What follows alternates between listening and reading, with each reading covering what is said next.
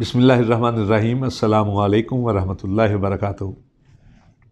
ناظرین کرام، بڑے عجیب حالات ہو رہے ہیں پاکستان میں کرونا کے حوالے سے، اور بعض ایسی نامور شخصیات جو ہیں ان کی وفات ہو رہی ہے کرونا کے نام پر،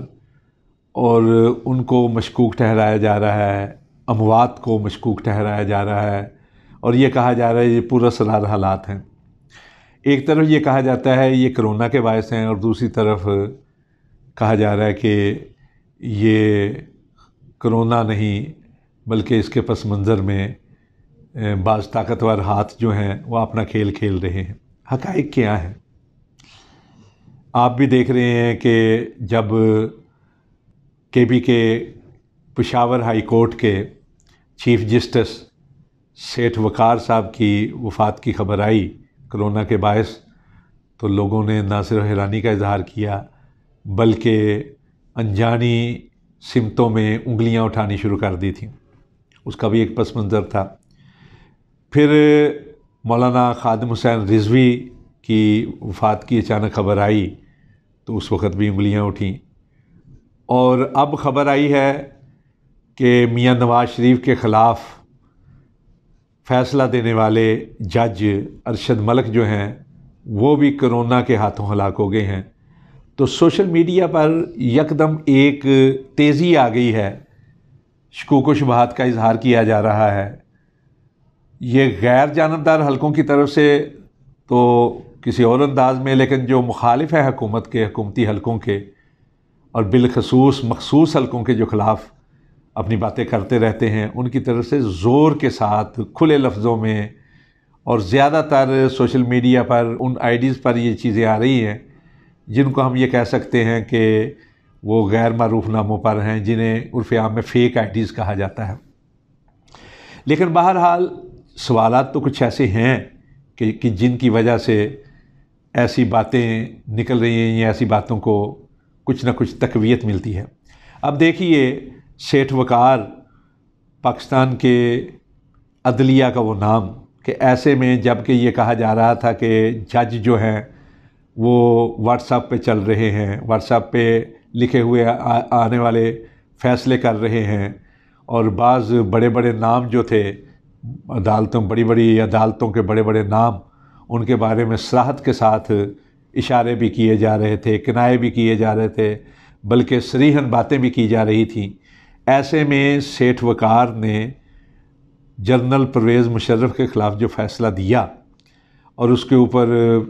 حکومتی زعماء کی طرف سے اور بعض اور لوگوں کی طرف سے کھل کے یہ کہا گیا، یعنی عدالت کے فیصلے کے خلاف، کہ یہ صحیح فیصلہ نہیں ہے، یہ ذاتی دشمنی لی گئی ہے، یا یہ ہے، یا انسانیت کے خلاف ہے۔ یعنی کسی نے یہ نہیں کہا کہ ہم جو کچھ کہہ رہے ہیں یہ عدالت کی توہین ہے، لیکن فیصلے کے اوپر اور بڑا اہم فیصلہ تھا ان کا یہ کہنا کہ پھانسی کی سزا دی جائے، اور اگر نہیں آتے اور مر جاتے ہیں تو ان کی لاش کو لٹکا دیا جائے 3 دن تک۔ اگرچہ انہوں نے یہ فیصلہ جو دیا تھا، انہوں نے بعض بین الاقوامی نظائر کو اور بالخصوص برطانیہ کے ایک فیصلے کو مد نظر رکھ کے فیصلہ دیا تھا، لیکن بہرحال اس پہ باتیں ہوئیں کہ یہ لاش کی توہین کے زمرے میں یہ بہرحال ایک ان کا نام تھا۔ لیکن اس کے باوجود کوئی شخص بھی ایسا نہ کر سکا، نہ عدالتی جو ایک طریقہ کار ہے اس میں، نہ کسی اور طرف سے ان کو ان کے عہدے سے ہٹایا نہیں جا سکا، اور وہ تا دم مرگ چیف جسٹس رہے ہیں پشاور ہائی کورٹ کے۔ اور مرنے سے 2 دن پہلے غالباً یا 3 دن پہلے ان کی طرف سے یہ خبر آئی تھی کہ میں حق رکھتا ہوں، میں سینئر ہوں کہ جس کو سپریم کورٹ کا جج بنایا جائے۔ اب سپریم کورٹ میں پہلے ہی ججوں کے حوالے سے جو کچھ چل رہا تھا، جناب فائز عیسیٰ، جسٹس فائز عیسیٰ کے حوالے سے، اور اس سے پہلے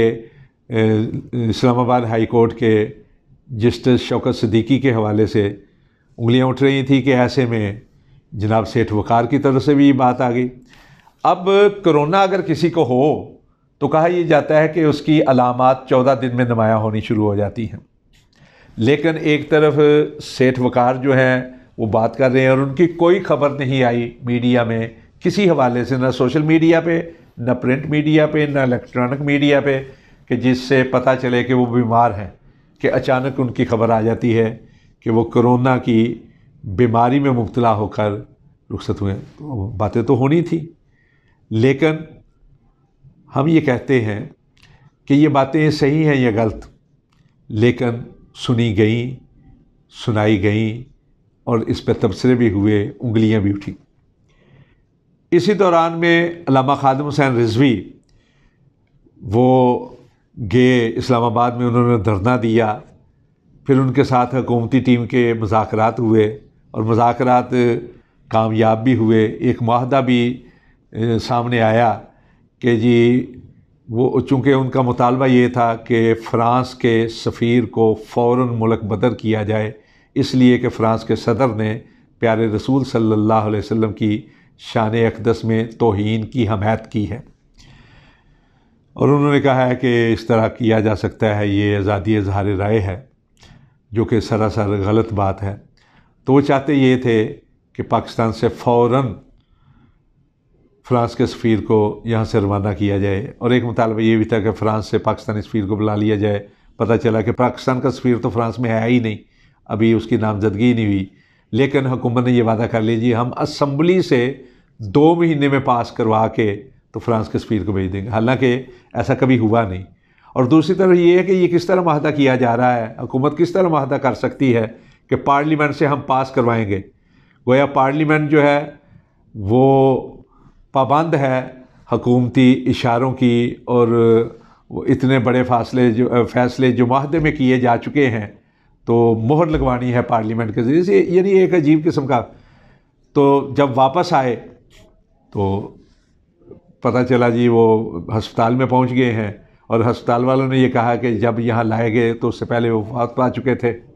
ایسے میں سوشل میڈیا پر یہ دہائی مچ گئی کہ انہوں نے یہ کہا تھا کہ میں بتاؤں گا کہ مجھے فیض آباد جانے کے لیے کس نے کہا تھا۔ بعض لوگوں نے یہ کہا کہ یہ فیض آباد والی جو بات انہوں نے کی تھی وہ پوری تقریر سے ہٹا کر کاٹ کے پیش کی گئی ہے، اور یہ بات جو ہے ایسی نہیں ہے جس طرح کے پیش کی جا رہی ہے۔ بہرحال اس پہ تبصرے ہو رہے تھے کہ اسی دوران میں جج ارشد ملک، جن کی پہلے بھی ایک ویڈیو جو ہے مسلم لیگ نون کی طرف سے پیش کی جا چکی ہے کہ جس میں وہ اعتراف کرتے ہیں کہ مجھ پر دباؤ ڈالا گیا اور میری ایک ویڈیو بنائی گئی تھی نازیبا حالت میں، ناروا حالت میں، نازیبا نہیں ناروا حالت میں، کہ جس کی مجھے دھمکی دی گئی تھی کہ اگر تم نے ہماری بات نہ مانی، تو میں نے اس وجہ سے یہ فیصلہ دیا، حالانکہ فیصلہ نہیں دینا چاہیے تھا۔ تو اب سوشل میڈیا کے اندر ایک دہائی مچی ہوئی ہے کہ جی یہ کرونا، پہلے کرونا جو تھا اس کا نشانہ عام آدمی بن رہے تھے، لیکن اس کا نشانہ خاص آدمی بن رہے ہیں، یعنی اشارہ ہے اپوزیشن کے مخالف لوگوں کی طرف، اور اشارہ ہے در حقیقت حکومتی ایوانوں کی طرف۔ میں ایک مسلمان کی حیثیت سے، اگرچہ میں بھی ذہنی طور پر یا نظریاتی طور پر موجودہ حکومت کے حق میں نہیں، لیکن میں یہ عرض کرنا چاہتا ہوں کہ الزام لگانا، اتنا بڑا الزام لگانا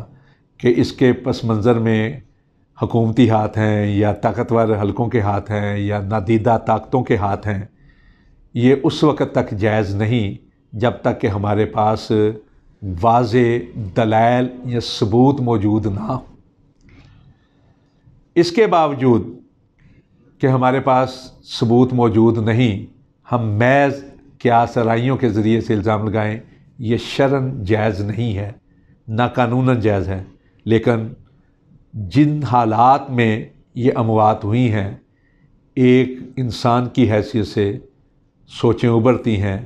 اس لیے میں یہ ضروری سمجھتا ہوں کہ جو ذمہ دار حلقے ہیں یا جو ذمہ داران ہیں حکومتی ایوانوں میں، ان کو ان چیزوں کی وضاحت کر دینی چاہیے۔ اور بالخصوص سوشل میڈیا پہ آج ایک نئی شڈلی جو ہے وہ چھوڑی گئی ہے کسی کی طرف سے، اور میں اس کی نہ تائید کرتا ہوں نہ تصدیق کرتا ہوں۔ میں بھی خود اپنے آپ کو ایک سوالیہ نشان کی جگہ پہ سمجھتا ہوں۔ یہ کہا جا رہا ہے جی کہ ایک ڈاکٹر تھا ارشد ملک کا بھی اور سیٹھ وقار کا بھی۔ بھئی ڈاکٹر ایک ہو سکتا ہے، اس کے اخلاص کے ساتھ علاج پر آپ سوال کس طرح اٹھا سکتے ہیں، اور کیا یہ ضروری ہے کہ وہ ڈاکٹر جو ہے وہ کسی کا مورا ہو؟ ایسی باتیں نہیں کرنی چاہیے۔ تو اس لیے میں یہ مطالبہ کرتا ہوں حکومتی حلقوں سے کہ وہ فوراً ان چیزوں کی وضاحت کریں اور ان باتوں کے بارے میں لوگوں کو آگاہ کریں اور بتائیں کہ واقعات ایسے نہیں ہوئے، واقعتاً وہ لوگ جو ہیں وہ کرونا سے ہلاک ہوئے ہیں، اور اگر ایسا نہ بتایا گیا تو جو شکوک و شبہات پھیلا دیے گئے ہیں انہی پہ لوگ یقین کرتے چلے جائیں گے، جو کہ مناسب نہیں ہے۔